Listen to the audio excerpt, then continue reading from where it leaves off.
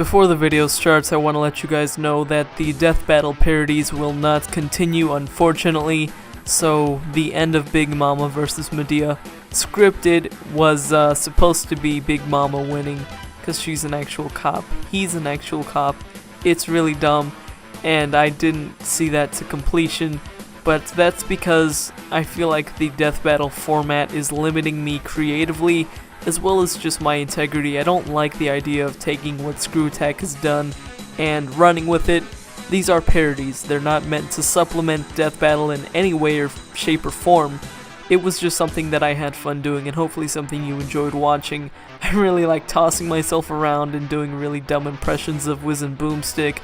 I like picking the dumb characters, or maybe characters that maybe ScrewAttack and their subscribers aren't really knowledgeable of. Maybe they're just too obscure or too much of a background character, and I think that I can take that idea, what I want to do, and put my own twist on it, maybe something entirely different. As of now, it's being called Versus. I do have some aesthetic stuff set up, and I did edit that into this video just to give you a little sample of what to expect. If you like it, go ahead and tell me in the comments below, and hopefully we can get the ball rolling there. But without further ado, here's the last episode. Enjoy. Hey everyone, Wiz and Are you making fun of me just because I don't know how to read? Do you think I like being the stupid one on the group, Wiz? Well, I don't. I don't know how to think as good as you do, and you know this. It hurts my feelings. How do you think my kids feel? All 15 of them. You motherfucker. Make my words. Before security gets here, I'm gonna... Mark your words. Not make them, idiot. Where's bitch? Who the fuck are you Where's boss? Get him out here. I think he crushed my tree. Yep. It shouldn't even be called Death Battle anymore. It's not theirs anymore. It's mine. Thanks for watching, everyone. Let's continue the video as normal. Today we're looking at a couple of cool guys, Ghiaccio, the blue-haired Italian dreamboat from JoJo Part 5 Vento Aureo, and Lucius Best, better known as Frozone from the Disney Incredibles movie. We'll be looking at their character and abilities to see who'd win in a fight to the death. Also, if you like the skits at the beginning of the video, please tell me in the comments below, because that's like 30 minutes of prep work. I always end up losing my voice and having bruises on my body because of because I'm actually throwing myself around and stuff. What you hear is literally what's happening. But without further ado, let's start the analysis. Ghiaccio is an assassin for the Passion, and is sent by the higher-ups of the group to get rid of Giorno and friends, and also retrieve a disc of certain importance. He's also the stand user of the White Album, but we'll talk about that in a second. Let's talk about him like as a person first. He's kind of a dickhead. He thinks he's invincible because his stand is pretty damn good, but he's arrogant to a fault, and that's kind of what brings about his downfall, obviously. And for some reason he has some sort of linguistic elitism. He believes that French is the superior language. He hates how Paris is localized in different languages. I don't really get that. At one point he tells them to talk French to him. You're in Italy, man. Come on, you should know this by now. Your boss is Italian. You're in an Italian mob. Come on, guy. Overall, he is an experienced killer, and if you don't share his love for crepes, then he will eliminate you without merci. Moving on to his abilities, they purely stem from his Stand White Album, and since he's fighting someone outside of the JoJo universe, I'm not really sure how relevant Stand stats are, but I'll put them on the screen anyways, because Araki did put time into that pretty little graph. One thing worth mentioning about White Album is that it's the first wearable stand, which means it's not a separate manifestation. It pretty much envelops Ghiaccio, and that's its first ability as a stand is armor. It first is like a thin layer of ice surrounding him, and he can make it thicker if he needs to, which he uses that in the fight and pretty much stays in that form. It also comes with a pair of speed skates, which let him keep up to a car moving about 80 kilometers per hour, so that's pretty damn fast. White Album's main ability is temperature control, so basically it can touch anything and freeze it almost instantly, or it can surround the air and freeze that. So it doesn't even necessarily have to have contact to freeze something.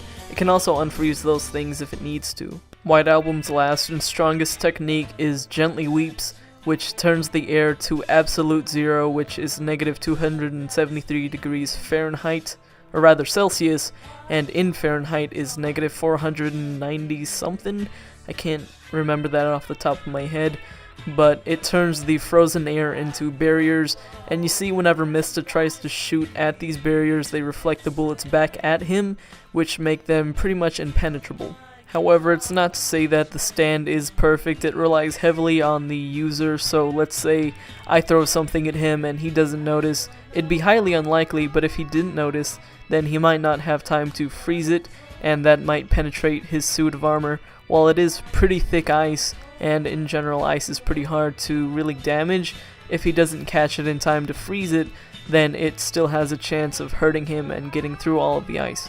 Not to mention, there is a small hole in the back of the armor. Of course, he has to breathe, so isn't entirely closed off, and that is definitely a focal point for anyone fighting him. Ultimately, Ghiaccio's biggest downfall is himself. If he were a little bit more cautious and a little less cocky, then maybe he would have gotten out alive. Then again, Giorno and Mista, those are main characters, so as a plot standpoint, that wouldn't be possible, but from a battle standpoint, it could have been if he weren't such a dickhead. Lucius Best is the pussy-whipped friend of Bob Parr, better known as Mr. Incredible. Under their superhero aliases Mr. Incredible and Frozone, they go way back. In general, Frozone's a pretty cool guy, but in combat, he proves himself to be resourceful and ready to throw himself into the fray whenever his friends need it. However, that has gotten into a few situations where he's unable to use his powers because he forgets. Speaking of forgetting, let's remember his supersuit scene where he loses it because he's washing it.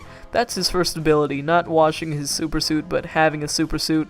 It more protects his identity than his physical body, but it does offer up some mobility in the form of his souls. Now, the souls of his supersuit do transform into pretty much anything relating to snow transportation. You see it turn into a kind of snowboard thing, skis, and ice skates. I think the only limit is his imagination. He also wears a protective visor so his eyes don't get messed up, because honestly, he does do a lot of snow antics. He can create ice blasts from his hands. He can create a path of icicles underneath his feet to glide upon. He can create snow, which doesn't really seem like a useful thing to do, but in the movie you can see he pretty much saves himself and somebody else from a huge tidal wave by turning the entire wave into snow. It would be pretty useful to cushion a fall as well. Just a reminder that these powers don't come from his supersuit, they're innate. There are recollections of him freezing glasses of water, milk, and fruit punch completely solid as a kid, which is pretty incredible. These abilities aren't without their drawbacks though. He can't just manipulate the temperature or create ice blasts out of thin air, or rather dry air. There has to be moisture present, and if not, then he taps into his body's natural moisture level, which can dehydrate him pretty quickly. This is most evident in the burning building scene, where he's unable to really do anything. Arguably, his biggest setback is his wife, Honey. She is proven to be unsupportive of what he does pretty much at every time she's been confronted with it. And reminder, they are making another Incredibles movie. What will happen, and quote me on this, I want you to put this on BuzzFeed or wherever, quote me on this, put my damn name on it. He will be homeless in Incredibles 2, because she will become the new Frozone. She will divorce him for all of his money and his supersuit, picking up the moniker, and he'll be living in the garage of the Parrs, or the Incredibles, as they're, better known as. He will be nothing. Select the one to fight with, get it on. 10, 9, 8, 7, 6. Pick and choose the right one, get it on. 5, 4, 3, 2, 1, yeah. You know how to spell justice. Just ice. How could I let Ice Husbando lose to a Disney character? Trust me, I'm just as salty as you are, but being objective for a second, Frozone pretty much outclasses Ghiaccio in every way except for the extent of his temperature control. Ghiaccio does have the edge over that because I don't think Frozone would be even able to fathom, absolute zero. Making something that cold to where the air freezes, I'm not so sure about that. Freezing milk solid and stuff, yeah, that's still pretty damn cold, but it doesn't compare. But in every other way, Frozone outclasses him. He has more arsenal, which means more options. We know that Ghiaccio is weak to projectiles, and Frozone has them for days. He has a lot of different options, and I'm not saying that Ghiaccio doesn't, but Ghiaccio does have less.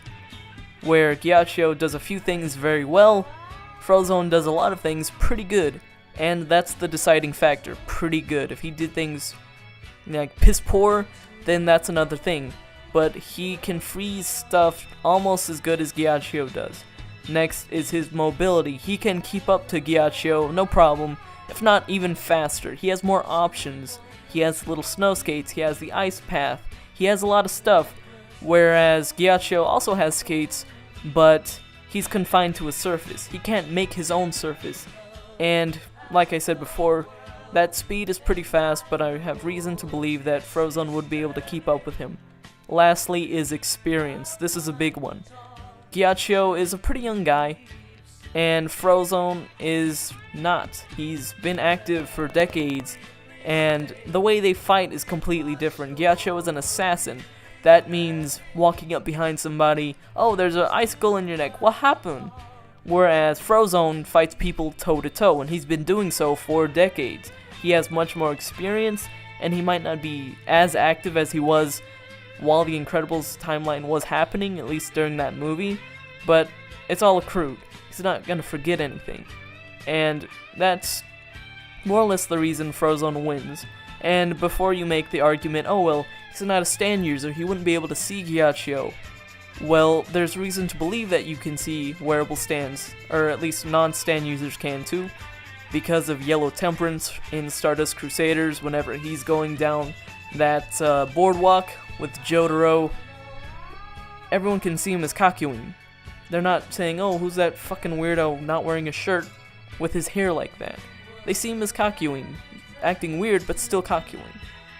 And I'm liable to make a case for Chocolate Disco because at the time Giro wasn't a stand user, but I'm not completely through Steel Ball Run, so don't quote me on that.